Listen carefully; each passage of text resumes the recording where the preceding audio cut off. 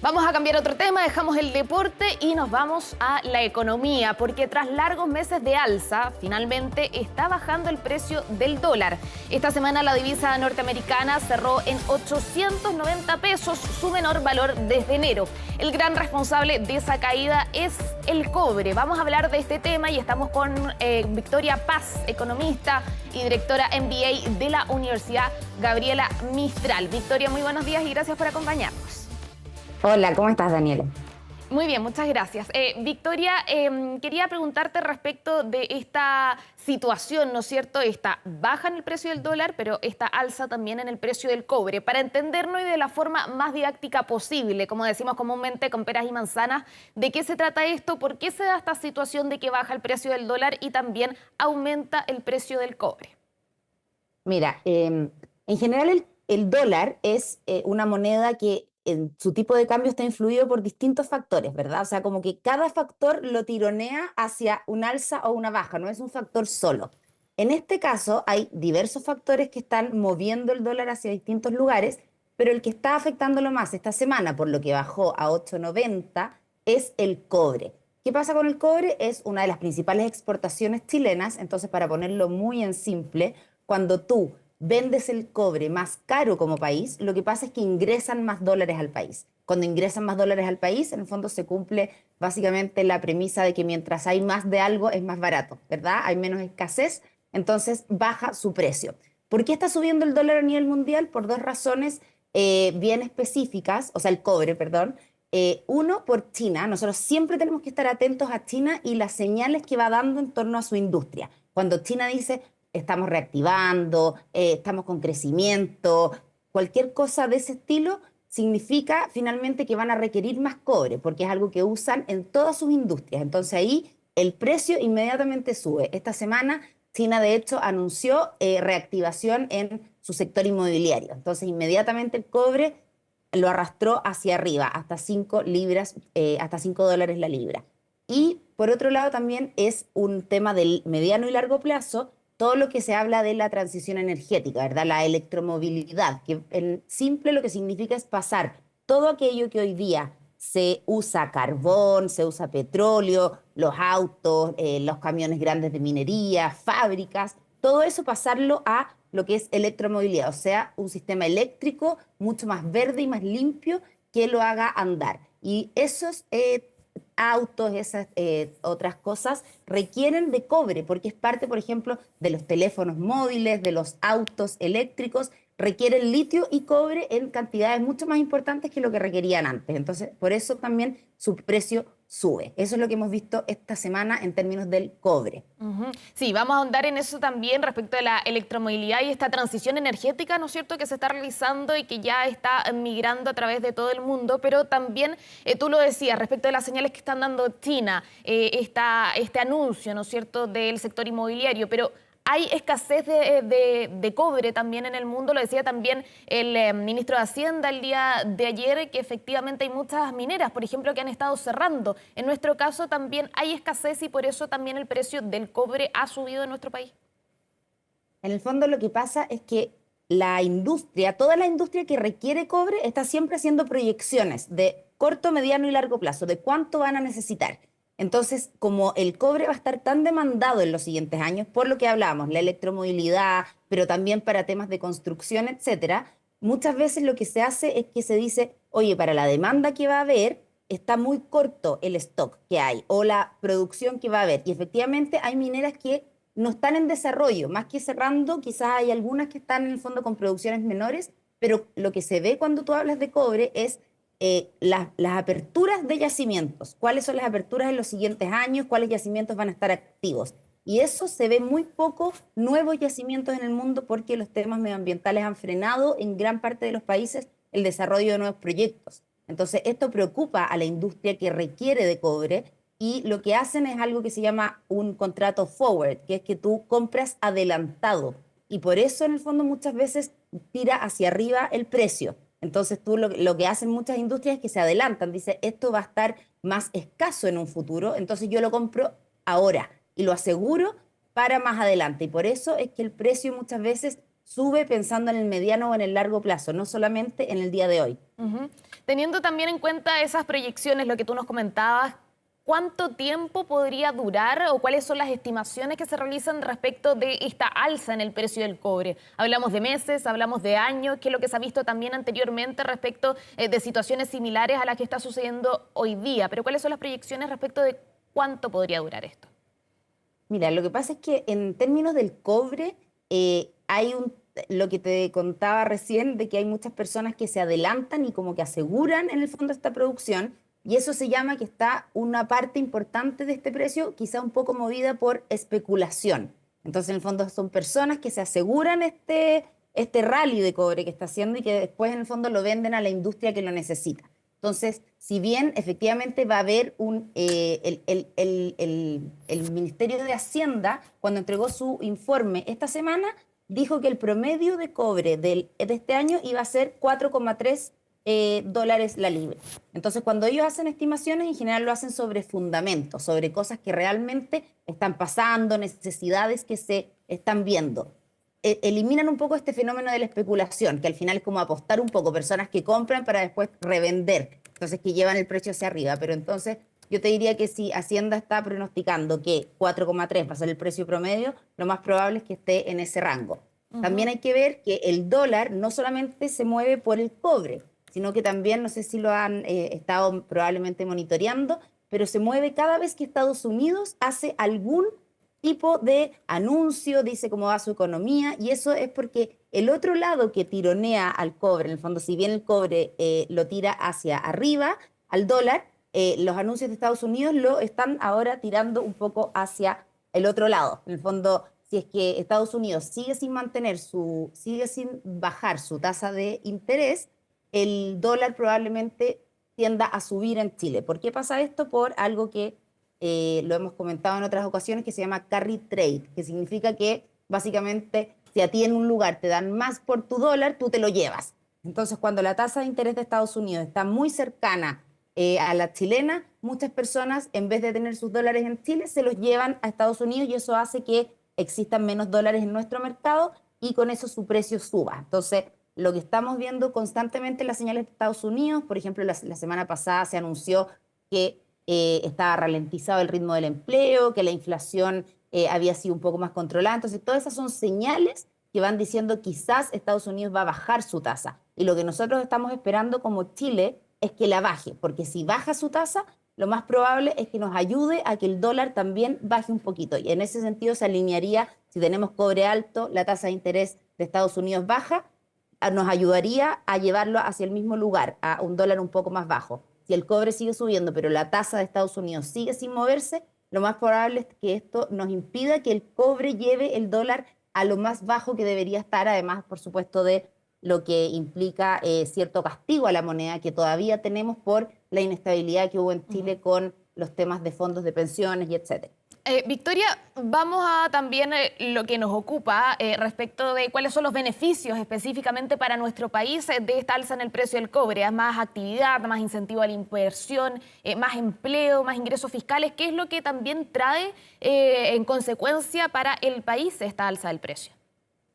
Claro, o sea, el cobre sigue siendo un factor muy importante para Chile en términos de crecimiento del PIB, ¿verdad? Con esto incluso Hacienda actualizó su perspectiva de crecimiento para este año. En términos simples, ¿por qué es tan importante que nosotros tengamos más crecimiento? Para ponerte algunos números que son como lo que decías tú, como peras y manzanas. Por cada punto adicional de PIB que nosotros tenemos como país, se estima aproximadamente que entran 700 millones de dólares más al Estado. Imagínate que un hospital público cuesta 250 millones de dólares. Entonces, en el fondo, eso te traduce inmediatamente que con un punto más de PIB podríamos construir dos o tres hospitales de alta complejidad. Entonces, en ese sentido, son cosas que inmediatamente afectan al país, tener más ingresos del cobre. Y además, en el sentido de lo que afecta al dólar, también, bueno, yo creo que todos lo hemos visto, especialmente en la bencina. La bencina lleva varias semanas subiendo 30 pesos, afectado principalmente por el dólar. O sea, la bencina casi tiene una correlación muy cercana en el fondo a esto. Y bueno, menos mal, con estos descensos ya se ha anunciado desde Hacienda que las siguientes semanas deberían ser de baja, lo que le afecta al bolsillo inmediatamente a las personas. Ujú. El baja en los productos importados también era algo que señalaban desde el ministerio. Claro, o sea, cualquier tipo de producto, por eso la benzina también, porque nosotros somos Sí. importadores de crudo, entonces le afecta directamente el dólar, pero también cualquier tipo de bien que nosotros importamos, finalmente tenemos que pagarlo en dólares. Y mientras más alto sea, este precio se le traspasa al consumidor y finalmente llega y afecta al IPC, afecta a los bolsillos de todas las personas y también en lo que nosotros estamos importando, no solo en benzina, sino también algunos productos de canasta básica incluso. Ujú. Respecto del precio del dólar, de la libra, ¿no es cierto? ¿Cuánto podría Del cobre. ingresar, sí, cuánto podría ingresar a nuestro país finalmente respecto de este nuevo precio? ¿Cuánto podríamos recaudar? ¿Hay estimaciones de aquello? Mira, lo que anunció Hacienda esta semana, de hecho, en su informe de finanzas públicas, es que al actualizar el precio a 4,3 Ujú. dólares la libra de cobre, lo que está haciendo es que pasó la inversión desde, o sea, pasó la proyección de crecimiento de 2,5 a 2,7% en el crecimiento de Chile. Entonces, es un 0,2%, pero de todas formas es una buena noticia, siempre es una buena noticia crecer más por lo que hablábamos, y eso principalmente está anclado, pero siempre Hacienda es muy cuidadoso. En el fondo, Hacienda no puede decir voy a proyectar porque 5 días estuvo en 5 dólares la libra, no puedo hacer proyecciones en base a un corto plazo. En el fondo tiene que asegurarse de que esto va a permanecer, de que esto no es una especulación, lo que comentábamos al principio, de que no son personas apostando a guardar cobre que después lo puedan revender más caro, sino que haya fundamentos que permitan decir esto va a durar todo el año. Entonces, si bien Hacienda actualizó su potencial de crecimiento en Chile para el 2024 a 2,7, no puede hacer tampoco una proyección demasiado exagerada porque sería irresponsable. Tú no puedes hacer es como si tú ganaras plata 5 días y en el fondo hicieras tu presupuesto del año en base a esos 5 días. Tienes que asegurarte de que esto es permanente primero, porque también nos ha pasado otras veces los superciclos y no estamos seguros de cuánto van a durar, ¿verdad? Ujú. Y hablando de esa responsabilidad y responsabilidad respecto de recursos, hay que ver primero cuánto podría durar antes de, por ejemplo, tener a disposición ese dinero para gastarlo, ¿no es cierto?, en distintas políticas públicas, que Absolutamente. básicamente qué es lo que se busca con la recaudación. Absolutamente. De hecho, el Ministerio de Hacienda tiene como regla fiscal que en el fondo a gastos permanentes, ingresos permanentes. Entonces, tú para tener un gasto permanente, que es, por ejemplo, la pensión garantizada universal o aspectos de programas sociales que en el fondo tienen un gasto periódico, que tú no puedes cortarlo, o sea, no puedes decir este año lo doy y este año no porque tengo menos plata. Son gastos que tú aseguras a la población y tienes que mantenerlos. Entonces, tú necesitas ingresos permanentes. Y por eso en el fondo Hacienda es muy responsable cuando ingresa estas perspectivas, dice yo voy a ganar X por cobre, X por litio. Por ejemplo, el litio, el año que fue enorme la ganancia, no se ingresó como algo permanente, no se dijo yo esto lo voy a ganar todos los años, sino que se hizo un ajuste y hay como un espacio que se considera de ingresos de litio, pero no en base al mejor año que hemos tenido porque en el fondo si no, tú finalmente quedas descalzado de algo que comprometiste como permanente y no tienes esos ingresos para responder. Ujú. Veíamos durante esta semana también algo que no solemos ver, que es que el dólar baja de los 900 pesos. Y también la pregunta que se ha realizado es si podría seguir bajando en los próximos meses. Según la encuesta de las expectativas económicas del Banco Central, algunos muy señalaban que quizás llegaba a los 930 pesos en los próximos 2 meses. Quizás los más optimistas decían a los 900 pesos y bajo eso ya en los próximos 11 meses. ¿Cuáles son los análisis que tú has podido establecer respecto de ese precio del dólar que actualmente está y si pudiese seguir bajando? Efectivamente, ahí nuevamente entra esta juguera que en el fondo uno puede pensar. El precio del dólar finalmente es una juguera donde tú metes muchos ingredientes. Metes el precio del cobre, metes la incertidumbre interna de un país, pones la tasa de referencia de tu país junto con la de Estados Unidos. Entonces, son muchas cosas, ¿ya? ¿Qué es lo que está pasando ahora? Que en el fondo si bien llegó a 8,90 por este rally del cobre, las perspectivas del Banco Central del dólar para este año está alrededor de los 930 pesos. ¿Y por qué? Porque efectivamente estamos todavía esperando esta tasa de política monetaria de Estados Unidos, ver si baja o si se mantiene. Sería muy difícil que subiera, pero es una opción, ya ahí nos subiría mucho más el dólar, pero lo que siempre se está viendo es si lo van a mantener, está en 5,25 a 5,5%, o si la van a bajar. Y esa tasa es la que constantemente se está comparando con nuestra tasa de política monetaria que pone el Banco Central. Y de hecho, ahora hay reunión del Banco Central el día 22 de mayo, y lo más probable es que el Banco Central va a seguir disminuyendo nuestra tasa. Nuestra tasa ahora está en 6,5 y las estimaciones son que va a llegar a 6. Entonces, ¿qué es lo que pasa? Nosotros vamos a estar en 6 y Estados Unidos, si se mantiene, va a estar en 5,25 a 5,5, ¿verdad? Si esas tasas, mientras más se peguen, más sube el dólar. ¿Por qué? Por este fenómeno que se llama carry trade que comentábamos, que en el fondo las personas ya no les conviene tener sus dólares en Chile, les conviene más llevárselos y meterlos, por ejemplo, a un depósito a plazo en Estados Unidos. Esa es la diferencia que en el fondo las personas están haciendo, los inversionistas, los fondos, que están comparando. Entonces comparan nuestra tasa con la tasa de Estados Unidos, y si esta tasa se va acercando, es mucho más beneficioso para esas personas, inversiones o fondos, llevarse los dólares. Entonces, mientras eso vaya pasando, por eso me imagino que el Banco Central ha estimado que el precio promedio del dólar para este año va a ser 930, y que ya a, no sé, 24 meses podría volver a estar alrededor de 900 o 890. Ujú. Victoria, ¿cómo también esta situación, la que estamos viendo ahora respecto de la baja del dólar, el alza del precio del cobre, también puede aliviar de alguna forma la situación inflacionaria de nuestro país? El dólar es muy relevante para la inflación, ¿verdad? Porque al final la inflación lo que hace es medir muchos productos del país y las variaciones de su precio. Entonces, lo que más le ha pegado a la inflación en los últimos meses han sido justamente las bencinas.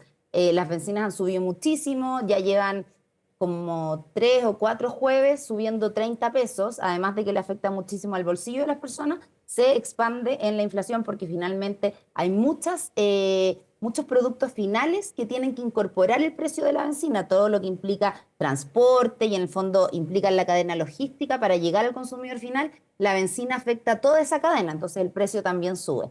Así que de todas maneras, si la inflación baja, gracias a que el dólar está más bajo, eso también influye en los precios que llegan a las personas finalmente. Ujú. En ese sentido también, por ejemplo, y dada la situación, ¿no es cierto?, en esta época de frío también, donde los combustibles son tan necesarios, podríamos esperar no solamente baja en los precios de la benzina, sino que también del gas, por ejemplo, que consumimos, o la parafina, por ejemplo. Se espera, especialmente además, según lo que ha dicho el Ministerio de Hacienda, que gracias a la baja en el dólar deberíamos esperar. Acuérdate que la benzina el gas, el petróleo, se anuncia cada 3 semanas Ujú. si sube o baja. Entonces, la próxima vez que se establezca si sube o baja, ya hay una perspectiva del Ministerio de Hacienda de que deberían bajar los combustibles, lo que por supuesto es muy bueno para nosotros, dado que estamos en una época de frío que ya todas las personas empiezan a prender sus calefacciones en las casas. Ujú. Victoria, también te quería preguntar respecto de la situación geopolítica del mundo, porque siempre se ha dicho que un país y una economía pequeña como la de Chile también siempre está afecta a todo lo que está sucediendo. Si nos puedes explicar también cómo las situaciones que están rodeando a Chile respecto de lo geopolítico también puede afectar nuestra economía en esta instancia. Claro, ¿por qué pasa eso? En el fondo, cuando hay inestabilidad a nivel mundial, en algún conflicto como el que vimos en Ucrania o como el que hemos visto en la zona de Gaza, con el conflicto árabe-israelí, palestino-israelí, en el fondo lo que sucede es que se genera una incertidumbre, una inestabilidad en los mercados. Y cuando pasa eso, lo más recurrente es que las personas, las inversiones, tienden a refugiarse en lo que les parece más seguro. Y eso que es más seguro es el dólar. Entonces, cuando muchas personas, inversiones, fondos van a comprar dólares, pasa el mismo efecto que habíamos comentado en el fondo de que salen dólares del mercado y por lo tanto el dólar tiende a subir porque es un bien más escaso. Cuando muchas personas están asustadas, dicen estas otras monedas puede que por esta inestabilidad bajen o ya no me sirvan, entonces yo voy a cambiar toda mi plata, la voy a cambiar a dólares. En el fondo voy a hacer mi ahorro, mi inversión en dólares porque es mucho más seguro. Entonces todas las personas van a comprar dólares, los inversionistas, los distintos fondos liquidan sus posiciones y van a comprar dólares. Y entonces, por supuesto, el dólar tiende a subir porque es algo que todos quieren. Y eso es como nos afecta muchas veces lo geopolítico. Además de, por supuesto, ciertos insumos que además llegan a Chile desde afuera, lo que nos pasó mucho tiempo, ¿se acuerdan? Con el aceite, cuando estaba el tema de Ucrania, y subió muchísimo, o algunos trigos también cuando estaba el conflicto. ¿Por qué? Porque nosotros somos importadores de esos productos y por supuesto que si hay un conflicto en la zona, además de las pérdidas humanas, también hay pérdidas en el fondo de producción y hay menos capacidad de exportar estos productos y por lo tanto no nos llegan. Ujú. Y hablando de la transición energética, ¿no es cierto? Que no es solamente algo que está presente ahora, sino que se proyecta para los distintos países que ya están trabajando en ello. ¿Cuál puede ser el rol de nuestro país teniendo en cuenta que ya hay una estrategia nacional del litio, teniendo en cuenta también la capacidad productora del cobre? ¿Cómo nos vemos posicionados de alguna forma para justamente ser un polo de atracción y de producción de estos elementos tan importantes que justamente están en la mira de varios países ya? Mira, en Chile tenemos, claro, se dice en general que somos pobres en energías del pasado, en el fondo nunca hemos tenido petróleo, en el fondo nos ha faltado esa parte, pero que somos ricos en energías del futuro. ¿Por qué? Porque finalmente las energías del futuro son aquellas que están liderando la electromovilidad y todo lo que es la energía solar, ¿verdad? Entonces, ¿qué pasa? Nosotros como país tenemos muchísimo sol, entonces logramos hacer, por ejemplo, industrias como el hidrógeno verde, que está muy en auge en Chile y que deberíamos ser líderes si logramos en el fondo sacar adelante los proyectos, la industria, el capital humano que se necesita. El hidrógeno verde es fundamental para la transición energética. La transición energética, como comentábamos, es en el fondo lograr que todo aquello que ahora funciona con petróleo, con carbón, con benzina, pase a estar movido por electricidad. Entonces, en el fondo, su cadena de contaminación es casi cero, que es lo que buscan la mayoría de las industrias. Entonces, nosotros tenemos por ese lado el hidrógeno verde. Por otro lado, también tenemos los minerales que se requieren para la transición energética. En el fondo, tú cuando haces una batería para los autos eléctricos o para el sistema de transporte eléctrico, esa batería necesita cobre y litio.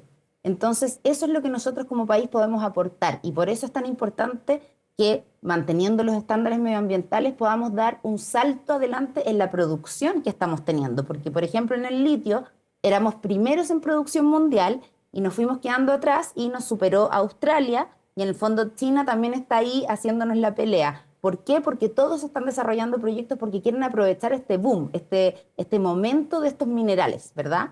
Entonces es importante que nosotros podamos avanzar con los proyectos para poder tener una posición protagonista en estos momentos, porque tú nunca sabes cuándo va a ser reemplazado ese mineral. O sea, en el fondo, cuando los minerales empiezan a ser muy escasos y empiezan a ser muy caros, empieza inmediatamente a buscar un sustituto la industria. Entonces tú no puedes saber cuándo va a ser el momento de ese sustituto y tienes que aprovechar el boom que está existiendo en la demanda de estos componentes de la electromovilidad. Perfecto, Victoria. Sí, vamos a seguir analizando todos estos datos, lo que va sucediendo durante las próximas semanas con el precio del dólar, con el precio del cobre también y con esa bonanza que es tan importante para nuestro país en cuanto a las arcas fiscales. Así que vamos a estar analizando probablemente en los próximos días. Muchas gracias por acompañarnos, Victoria Paz, economista y directora del MBA de la Universidad Gabriela Mistral. Que tengas un muy buen día. Gracias a ustedes, buen día. Que esté muy bien.